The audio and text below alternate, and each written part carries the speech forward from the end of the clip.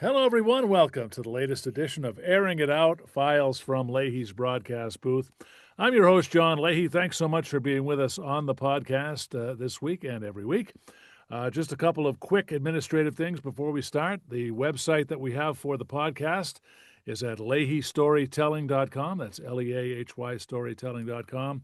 And the website has a lot of neat features. It's got a video area where all videos that I've done have been uploaded there, the videos to YouTube. Also, there is a rating area. You can rate episodes from 0 to 5 stars. You can also leave your own comments. You can also reach me. There's a way to leave a voicemail. There's a purple microphone at the lower right-hand corner of each page.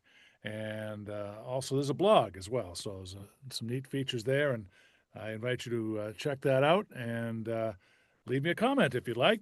And we're on Spotify, and we have new content every Wednesday. The website will tell you exactly where you can pick up the podcast. And my website is at johnrleahy.com. That's the main website. The podcast links right to it. And so that's the administrative stuff. One quick thing before we start as well. I didn't get a chance to update the football picks. Last week I was 10-6. So this week so far, 10-3. There was a tie game last night, so you can throw that out the window. So doing pretty well with the football picks, 41-20 so far. All right, that's enough with the sports stuff. It is great to welcome in a young lady that I met just a little over a week ago. We were at the Barnes & Noble in Holyoke, Mass., and we crossed paths there. It was the last day of my summer book tour, but this young lady is going strong. Her book tour will be continuing, and her name is Sarah Crowne. She is the author of the new book, All These Threads of Time. Sarah, it's so wonderful to have you here, and I'm so grateful that we'll have a chance to talk some writing tonight. Thank you, John. I'm so excited to be here. Thank you so much for having me on. Well, it's my pleasure. And what I thought we'd start with is just talk a little bit about your background. Now, you were born a storyteller right from the get-go, right? From a very early age. And I know that it started for you really with a tape recorder, right? It And did. I'd love to hear that story of how it really all got started. Sure. So I was, as you said, always a storyteller. I just loved stories. I was constantly, even before I could read, flipping through my books. My dad was a big storyteller, so we would go on long walks in the woods and he would tell me stories. And so I wanted to make up my own stories. And of course, I was so little. I mean, 3 years old, right? I couldn't print or write yet. And my mom used to keep a radio on the kitchen counter because, of course, this is 1983. And to hear a song on the radio, you had to wait for a song to come on the radio that you wanted to hear. And so she would keep a radio there with a tape recorder to tape whatever new song that came on that she was waiting for. And so, of course, I thought this was a grand idea to pull up the kitchen chair, climb up onto the counter, and record my stories instead. So we still have the tapes, and you'll hear, the DJ announcing some new Madonna song or Bruce Springsteen, and then it's just gone, and my little voice is on there telling the story. Oh, that's awesome. Now, you mentioned your father was a storyteller, and it seemed as though he had a lot of stories to tell, and it sounded like he was so great at taking any environment and turning into a story. That's the way I perceived it.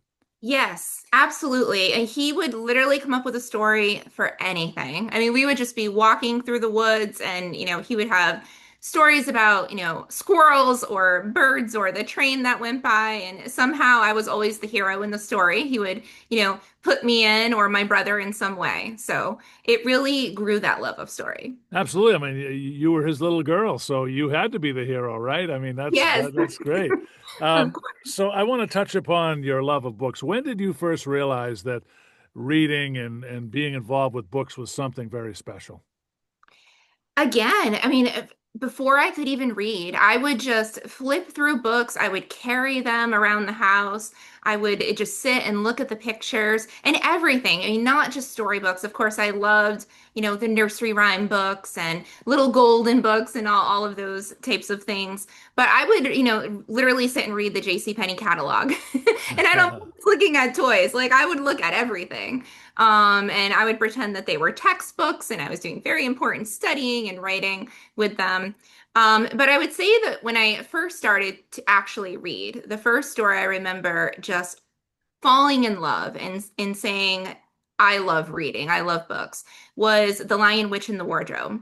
Hmm. And I remember just that part where Lucy's in the wardrobe and, she's going through the fur coats and all of a sudden she's in the magical land of Narnia. And my mind was blown at that. I just thought, wow, this is amazing. So that was definitely when I first started really loving reading. Now, did your love of writing kind of start around that time as well? It did. So the stories that I was telling, into the tape recorder started evolving as I started to learn how to write. And really, as young as first grade, I think my mom always tells a story about my first grade teacher pulling her aside and saying, "You have an author on your hands." She's always writing stories. And my poor teachers, I had terrible handwriting all through school. Oh, And really? Mm. oh, it was absolutely horrible. And I would have, I had so many ideas. I wanted to write them down as fast as I could. And so by the time I was in fifth grade, I was writing novels and I was giving them to my, teachers and, these long novels and notebooks. And I remember one teacher saying, I would love to read this, but I can't. The writing is so messy. So they would set me up on the Apple computer, and I was one of the first students to be able to type my stories onto the floppy disk, and they would publish them, quote unquote, into the school library. That's awesome. And your mom bought you your first computer, is that right? She did, Yeah. yes, a gateway computer many Uh-huh. years later.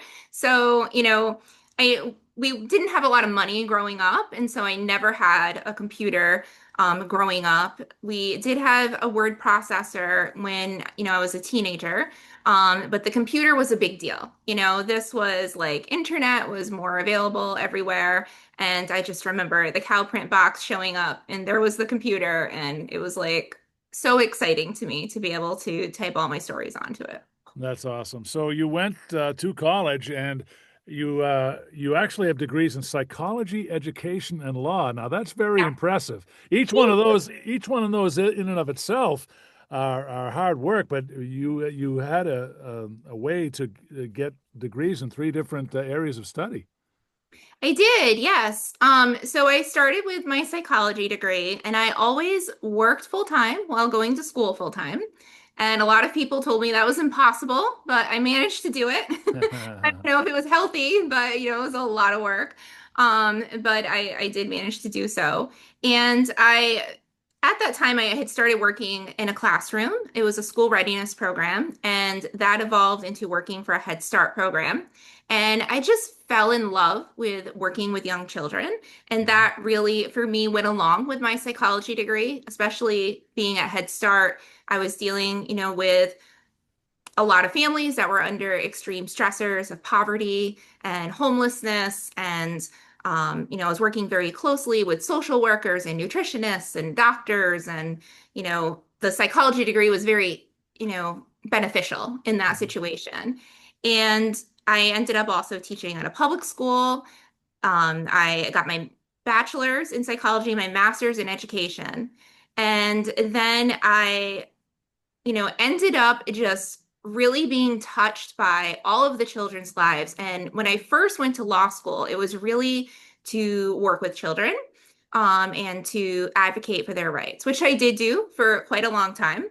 Mhm. And now I work in business as a business attorney. Yeah, I wanted to talk about that quickly. You went from being an early childhood teacher to a business attorney, and your concentration is contract negotiation. So tell us a Yeah. little bit about that. Yes, how that came to be, or Yeah, yeah, how that came to be. Yeah. Sure.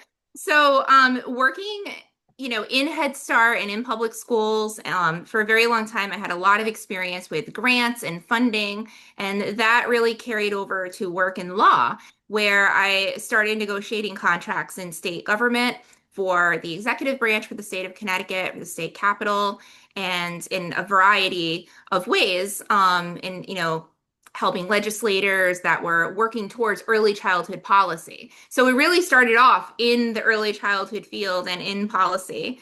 I was a staff attorney at the Office of Early Childhood for quite a long time and gained a lot of negotiation skills there. And then during COVID, I, started to realize that I could work remotely Yeah. from home, Yeah. Yeah. and that was an option that I didn't really realize was an option prior to that. And, just because I have children myself, and it was so much better for my family to be able to have that flexibility. I started applying to other jobs, not really thinking anything would come of it. And I did get offered a position for a Fortune 500 company, and I took it. Wow. So the rest is history. So that's an amazing story. So you're a lawyer by day and a writer by night. Is that Yeah, accurate? that is accurate. Yes. Ah, that's great. So one of the things you talk about, on your website is your mission, and you have defined your mission as to live our best lives using our talents to cast our light into the world as we help others find their light. So that's a beautiful thought. How did you come to arrive at that mission statement, if you will? Sure. I think through my entire career, I've been helping people. From working with young children to working with families to working at the government level, and even in business. I really started to love business in law school Mhm. through a small business clinic where I was counseling entrepreneurs. And I remember being just so inspired by these entrepreneurs that would come in of all ages, and they would have their life savings, and they were willing to sacrifice everything for their dream. Mhm. And being in law school, I'm not so much of a risk taker, at least not at the time. So I'm always, as a lawyer, trained to look for risk, right? Mhm. And point out all the issues and issue spot. And so I would think, wow, like they're so brave to do this, and how exciting that is. And, that really inspired me. And so I feel like we all have the capability within us. And, it's not always an easy road, and it can be a lot of hard work. But as cheesy as it sounds, if you really, believe in yourself and you start with just that one first step, I was always, even way back when I was just starting out in school, I would, think of, well, what's the end game that I want? And then I would work backwards. What is the Mhm. first thing I need to do in order Yeah. to accomplish that? And so many people have asked me over the years, how did you accomplish all these things? And I thought, it is my mission to help you know how to how to find that power within yourself so that you can live your best life. That's awesome. Now I know that you've been rewarded for your writing, right? You've earned certificates in novel writing, philosophy in writing, TV writing, and also transmedia as well. So, how gratifying is it for you to not only be an accomplished writer, but to also get rewarded for your work? Um, I guess it is gratifying. I don't think about it a lot because I'm so busy doing the hard work. Right, right. And so, being a writer is just something I am. I've always seen the world through story. Flannery O'Connor has a wonderful quote where she says, a statement would be inadequate, and so we tell a story. Hmm. And, I really believe in that, right? I don't have any statements, I have stories. And so that passion for story really drove me, even while going to school, to want to hone that craft and want to work on it and work on those skills. And so, while I was teaching, I also took writing classes, starting with the UCLA Writers Program. Hmm. And then from that program, I made friends, built a community of writers around me, and learned about John Truby, who is a Hollywood story structure genius. Hmm. So he has worked in Hollywood for many years. He works with screenwriters. He, has worked on several movies that probably every movie we've seen, he sat down with a screenwriter to help develop that script. And I had the opportunity to start learning under him, which is where I earned all of those certificates. Well, we talk about storytelling a lot. Now, I'm a broadcaster, a podcaster, a musician. We're constantly telling stories, and we all have a story to tell. I'm wondering what, from your point of view, makes a good story. How do you define uh, communicating a great story to kind of draw your audience in? What's the secret, if there is one? Yeah, sure. I Yeah. think there is a lot of secrets. Um, Obviously you want to have a good structure. I'm a firm structure person. That is Right. what I've learned through studying through John Truby. There's many steps to that process. I think it's more than just being inspired. You can be inspired and say, "Oh, I have this great idea," but you really have to work hard at developing that idea to be the absolute best that it can be. So, like an artist chiseling away, a sculptor at their sculpture. Hopefully that came out right. Yeah, I Um, did. you're chiseling away at your story. And, you know, it's sort of like in sports too, right? So Michael Jordan didn't become Michael Jordan by just showing up on the court and being inspired to play basketball. That's a lot of it. You need that part. He has to want to be there, but he had to practice and practice and practice day after day after day after day and learn skills to perfect those skills so that he's not just an inspired kid on the court, he's Michael Jordan. And Exactly. so I think that a good story needs a writer that has that dedication to want to know what makes a story. But with that said, you can't focus just on skill or just on story rules. You have to have heart. You have to know your why and why you're writing a story. And sometimes that's not clear to even the writer when they're writing it. Right. Um, but you need to have that heart to have that connection with the reader as well, because that's where you get the emotion in the story. I should mention that Michael Jordan was actually cut from his high school Yes, basketball team. he was. And he wound Yes. up being one of the greatest basketball players that ever played the game. So interesting there. In terms of the types of writing that you like to do, Sarah, I noticed that you prefer speculative fiction. Now, Mhm. maybe could you explain a little bit what that is for our listeners that may not be familiar with that type of writing?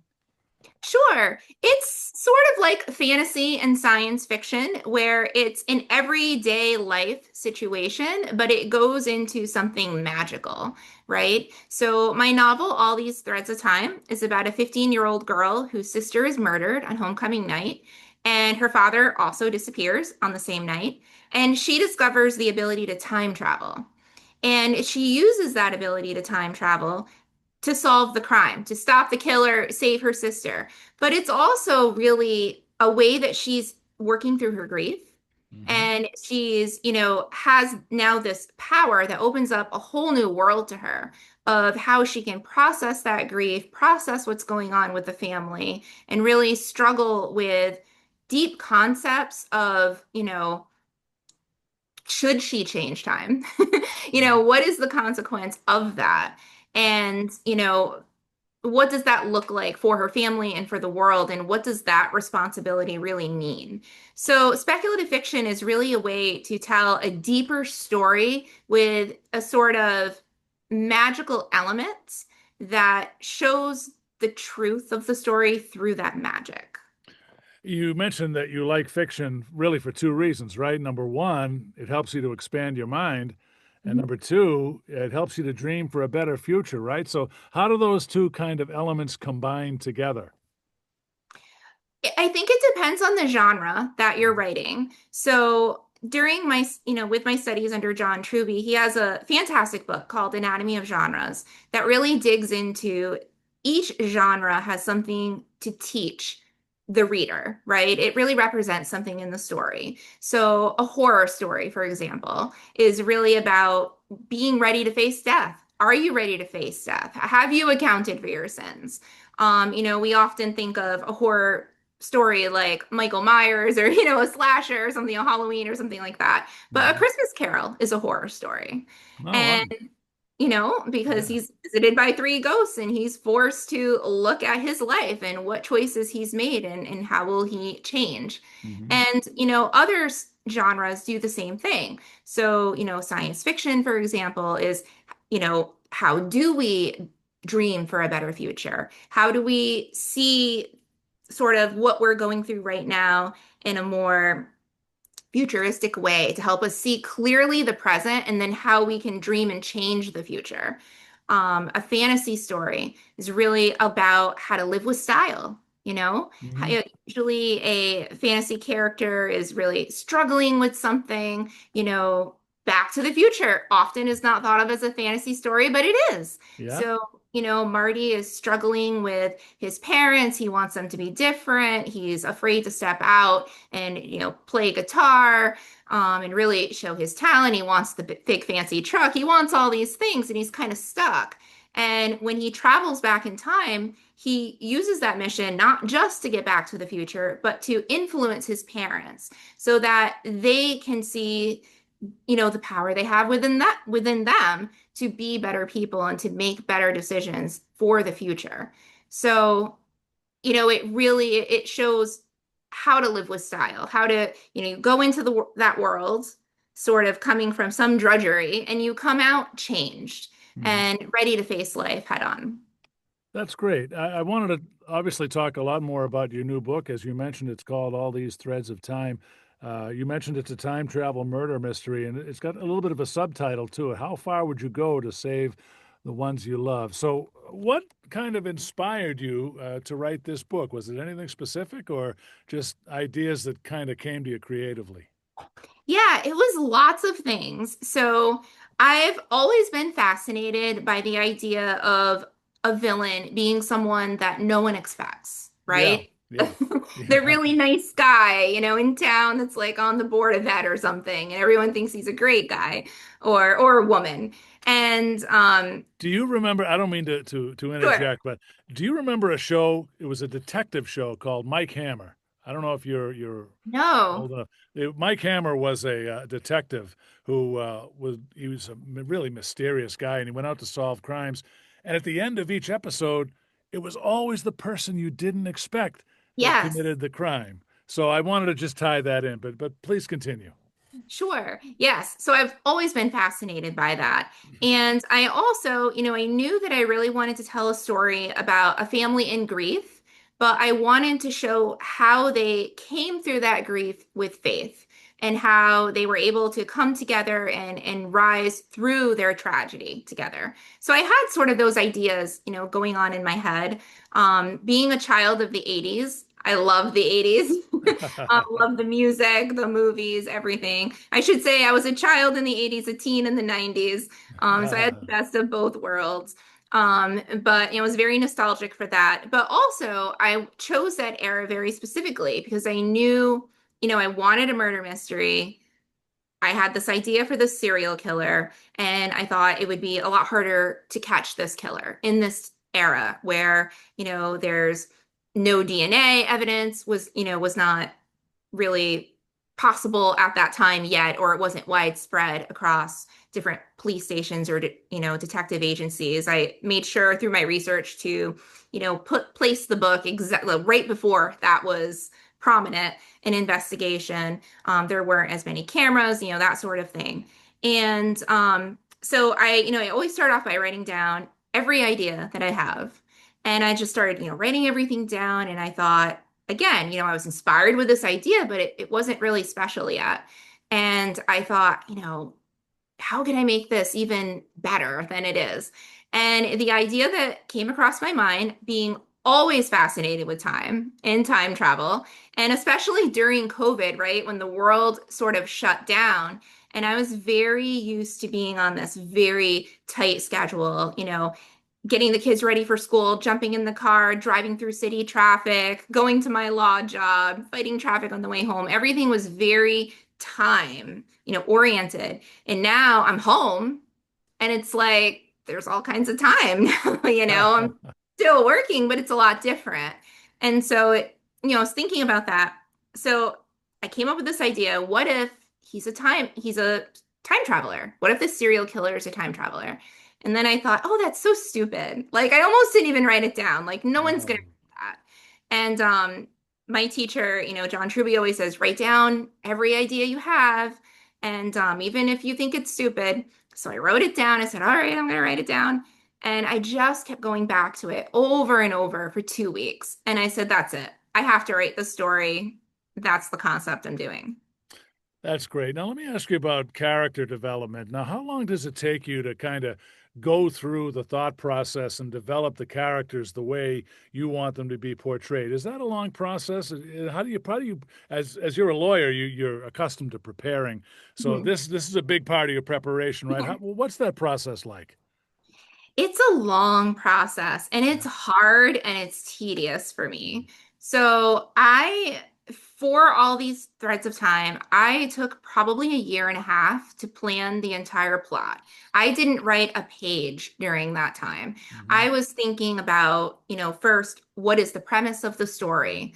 Who are the characters? Who is the hero? Who is the opponent? Who are the supporting characters? And most importantly, what's their weakness and what is their need, right? So I don't worry about what kind of music they listen to or what kind of clothes they wear or anything like that. And I know that is probably more important maybe in a fantasy story, Mm-hmm. where there's a gigantic world you really have to have this whole story Bible for. But for me, with this story, I was more, what is their weakness? What do they need? What is the inciting incident? What's that desire line pushing them through the story? So for her, it's, I need to save my sister.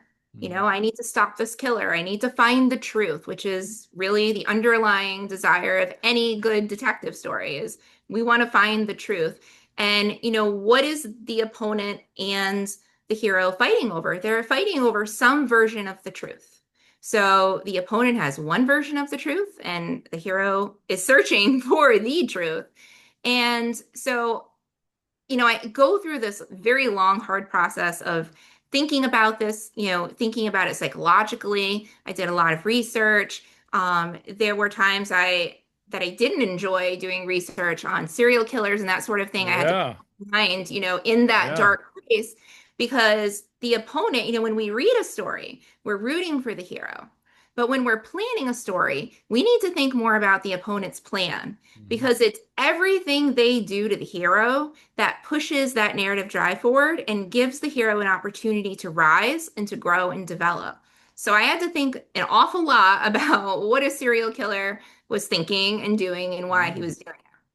That there probably were some uncomfortable moments when you were going through those types of thoughts, Yes. I would imagine. But I can visualize you maybe with index cards all over the place, kind of writing down ideas. I don't know. That's probably just how I would do it. But Yes. very, No, very, absolutely. very, very interesting. I know that the book has been very successful. It debuted on Amazon's top 10 teen time travel releases. So that's obviously a big feather in your cap as well, right? Yes, it actually was just number one in YA time travel on Ingram Spark as well. That's awesome. We're talking with Sarah Crowne. She is the author of the new book, All These Threads of Time. It is a time travel murder mystery. And I just met Sarah a little over a week ago in Holyoke. Our schedules kind of overlapped. We met for the first time. And I can tell you this is a fantastic book, and I urge you to check it out. Um, you're listening to Airing It Out, files from Leahy's broadcast booth as well. You have another book as well, right, Sarah? It's called I Rebel do. Writers, and I know it has to do with literary trailblazers. They broke boundaries and kind of reshaped genres. They inspired generations. Would you mind telling us a little bit about Rebel Writers? Sure. Rebel Writers is a true passion of mine. So I actually just finished volume two, which will be released soon. So yeah, so it's hard to define something you are, right? When you're already a writer, it's hard to think about what that really means. And I was having a conversation with another writer, and we were just joking. I said, "Oh, I'm driving my family crazy with plot ideas." And he said, just tell him that's living with a writer. Like, that's just how it is. And I thought, but what does that really mean, living with a writer, Because this is just who I am. And it started making me really think about that. And simultaneously, I'm a huge, history buff, especially family history. And my mom had given me many years ago all of this research on our family. And that my grandfather's sister, my Aunt Reedy, God bless her, um, had done in the 70s. She had hired a professional researcher that had gone and, gathered all this information. And I thought, oh, there's this site, familysearch.org. How cool. I'll put all this information into it and see what we get. as this, big project. And I put everything in, and there's this tab on there that tells you if you're related to anyone famous, because Right. it'll take everything you put in and it'll gather everything everyone else has put in and put it together. And mine came up with several people, some Really? of were authors, were famous historic authors. And so being a writer, I was like, wow, this is so exciting. And this can't be true. Like, there's no way. And so I started, looking at the progression in the family tree and tracing it back and matching it up against my paperwork as well. And I thought, oh, wow, this is true. And even if it was distant, most are very distant or distant cousins. Mark Twain, Edgar Allan Poe, Emily Dickinson, Nathaniel Hawthorne, Henry David Thoreau, all cousins. Um, Wow. I was like, wow, this is so cool. So I realized that many of them were all from New England and that they had homes here in New England that you could visit. And so for myself, I just started going on these tours of different historic homes and learning about their lives. And I became so inspired by it because I didn't realize that many of them knew each other or were inspired by one another.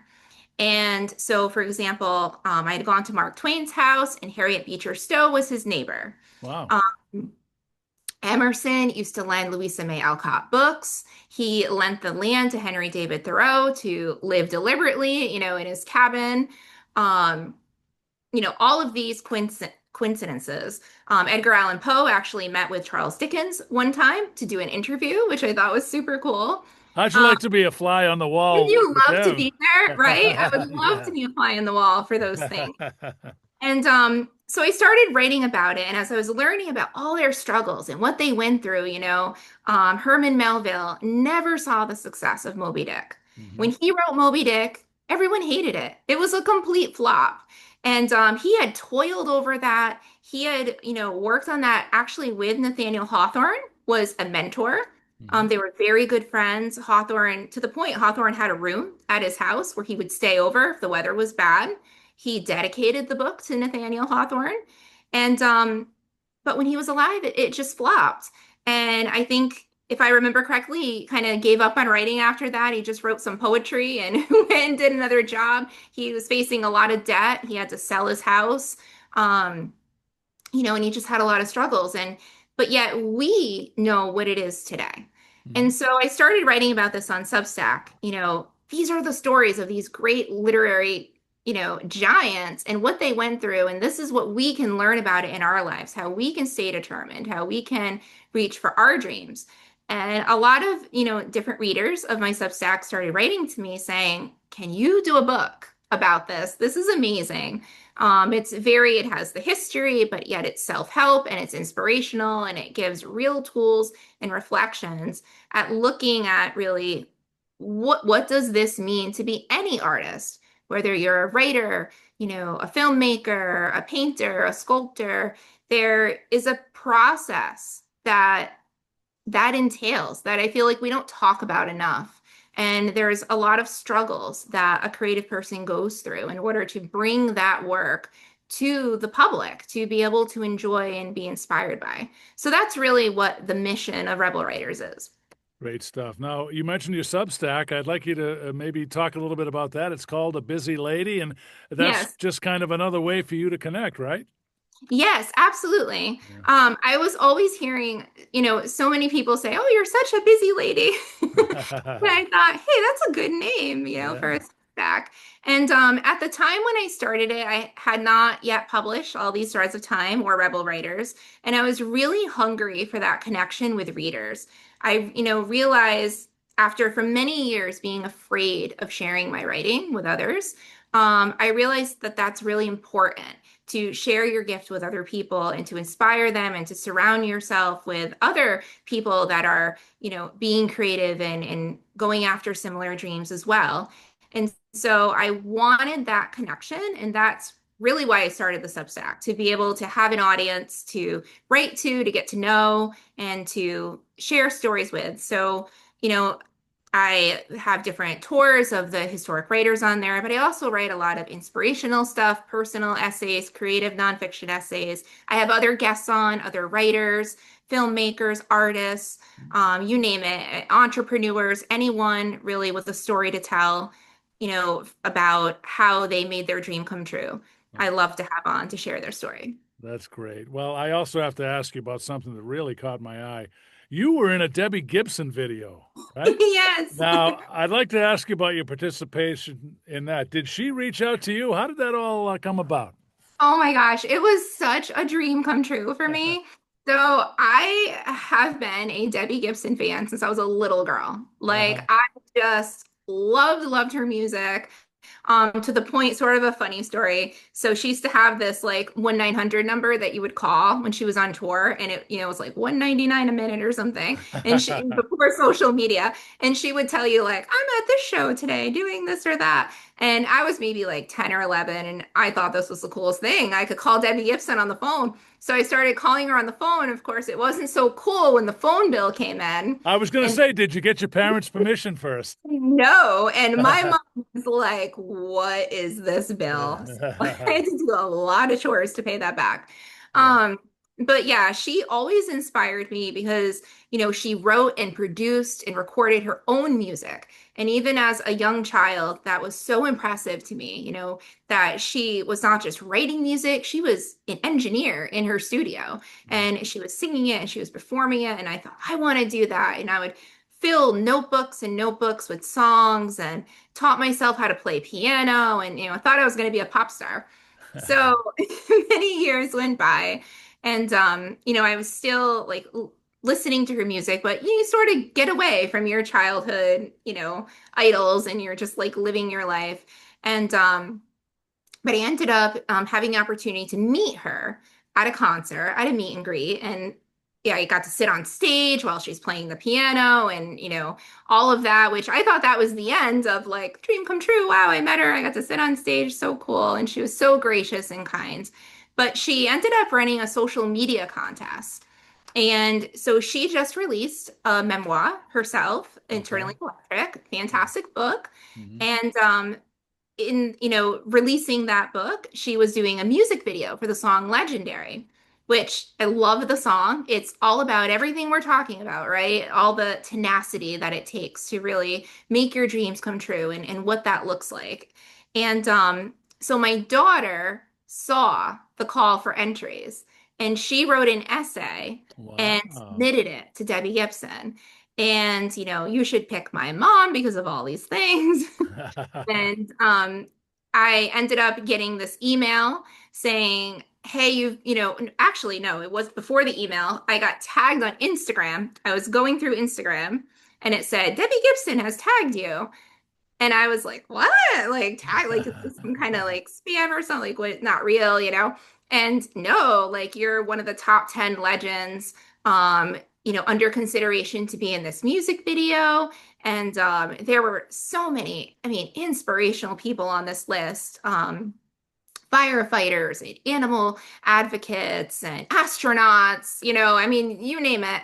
And I thought, wow, like how did I get on this list? And then I ended up getting the email that I was chosen to be in the video. And the next thing I knew, I was on the phone with her video director, and he was so kind and wonderful to talk to and gave me all the directions. So basically we had to film, from home. So I didn't film with her, but I had very, very specific directions. Like you have to be outside with a white wall behind you with an awning. And I thought, where am I going to find, a white wall outside with a little awning, in this perfect scenario? But I did find one at a local community college. And we filmed everything. We sent it in and of course waited for the countdown for the video to be released. And again, it was just for that little girl that dreamt of being a pop star and just so admired Debbie's talent to be able to be in that video as a, quote unquote legendary author. was the coolest thing. Oh, that's great. That's great. That's a story that will live on forever. And to have that opportunity, I'm sure it was very special. Did I notice that you have another book on the horizon? Did I read that correctly? I Te- do, Tell us yes. about that. So I have two. So I do have volume two of Rebel Writers coming out very soon. Within, being an indie author, it's like I hate to give an exact date, but I'm in the process of editing it now, and so it probably will be out by Christmas. But the second novel is called Tune In, Hmm. and it is about a pop star, actually. And it's a thriller story, and it's about a pop star with telekinetic powers that is trying to solve the death of her mother and stop a worldwide assassination that's being planned. Wow. When do you expect that'll be ready? I know it's probably impossible to pick a time frame, but when are you looking to have it out? Let me ask you that. Sure. It has been with some agents that have been reading it, so it's kind of tied up right now before I can't release it until I really get a Yeah. yes or no. Yeah. So depending on that, hopefully if I publish it myself, probably either the end of this year or early next year. One thing I should mention as well, I don't want to let the podcast go by without mentioning this, is that your book, All These Threads of Time, also is an audiobook, correct? And It is. people can Yes. listen in. So tell us a little bit about that and how fun that was to put together. Oh my gosh, that was so much fun. I always tell everyone hearing the story in audio is the closest that I can ever experience the story the way that a reader does. Because hearing someone else read it back to you is like, it sort of like separates you from that process. Because remember, I toiled over this for Yeah. a long time, years, planning it, writing it, editing it, all of the things. And so to hear it read back to you and be performed in such the person that did the audiobook, Samantha Leal, she is a trained voice actor from Texas. Hmm. She put so much heart into the story and the way that she narrated it. So it was just amazing to hear that. I can imagine how you must have felt when you were listening to the audiobook and you're saying, wow, these are my words that are Yes. being spoken. How gratifying is that? It is. It's really it's a miracle, right? It's amazing because, you know, where this talent comes from, I am a spiritual person. I do believe in God, so I believe it's a God-given gift. And so to have done all the hard work and then to hear the story come alive in that way, it's just magical. That's awesome. Well, Sarah, I know my book tour is done for the summer, but I know you're continuing on. Where are some of the places you'll be in the near future if people want to stop in and learn more about the books? Sure. So I will be at several Barnes and Nobles coming up. I'll be in Lynnfield, Massachusetts, actually this coming Saturday, October 3rd, I think would be the date, from 1 to 3. I am also at the Taylor Brook Winery that Sunday, October 4th. I also have a Barnes and Noble in Easton, Pennsylvania, October 18th and 19th, and then Paramus, New Jersey on November 1st. There's a couple events. I also do a lot of events with the Connecticut group for independent writers. So I'm doing some things at the University of Bridgeport. I think an author festival in Norwalk, Connecticut as well. It's the Nutmeg Literary Festival is the group. And wonderful group of writers. And then Warwick, Barnes and Noble in December. Oh, that's awesome. Oh, I should, not to cut you off, I should mention there's a very special Halloween event Go going ahead. on Yeah. at Holyoke in October that I'll also be attending, which is a great event for the kids too. They'll be trick-or-treating and that sort of thing as well. Well, that's how you and I met. We had Yes. overlapping book signings. Mine was 12 to 4 and yours was 3 to 7. Now, you mentioned Warwick. I was there earlier on the tour and Mhm. they do a wonderful job. And I was grateful to be able to hit all 6 New England states on the tour. And boy, you put a lot of miles on the car, don't you? You But do. it's Yes, you really do. it's really gratifying to be able to tell your story to the world. Last thing before we wrap up, Sarah, where can people follow you? Tell us a little bit about your website and how people can connect with you to learn more about your writing. Sure. Yeah, so you can go to my website at sarahcrownbooks.com and you can sign up for my email list there. I promise I don't email often. It's only when there's big news, I don't like spam either. So yeah, but all of my, information on any podcasts I'm on or events or, releases, special news releases on things like, when different books are coming out or like the Debbie Gibson video, things like that I announce. And then also on Instagram, which is at Sarah Crowne Books, and then on Facebook at Sarah Crowne Books. And there's other social media, I'm also on X, and some of the other ones, but I mostly am on Instagram and Facebook the most. And your website has a page where all your contact options are right there, right? So Yes. people can choose how they want to follow you and learn more about your work. Yes, absolutely. And there's also a page for all of my events, where you can see, I'm adding events every day. So there's constantly new stuff being added. Folks, the name of the book is All These Threads of Time. It was written by Sarah Crowne. She's a wonderful author, wonderful person, and I think we clicked right away. Yes. When we talked in Holyoke, I thought that there was kind of a bond there, that we had a lot of similar experiences, and it just made for a wonderful time, didn't it? It really did. It was so wonderful meeting you. And I have to say that I am so enjoying reading your book, Living on Air. It's amazing. And I love the way that you take life experiences and really give those lessons through your own life experiences. I think it's so inspirational. Well, thank you, Sarah. Sports and self-help are two of the things I care most about, and any way you can combine those things and tell a story, I think it's very gratifying. Well, we're out of time, Sarah. Thanks so much for being with us here tonight, and I know my audience is going to love listening to your story, and I'm going to continue to encourage people to check out your book. It's really great stuff. Thank you so much. That's Sarah Crowne. She was our special guest on the podcast this week. We invite you to stay with us next week. We'll have another edition of Airing It Out, Files from Leahy's broadcast booth. And stay with us. Hockey starts this coming Friday. We'll have all kinds of good stuff coming up. So thanks for tuning in, and we'll talk to you next week.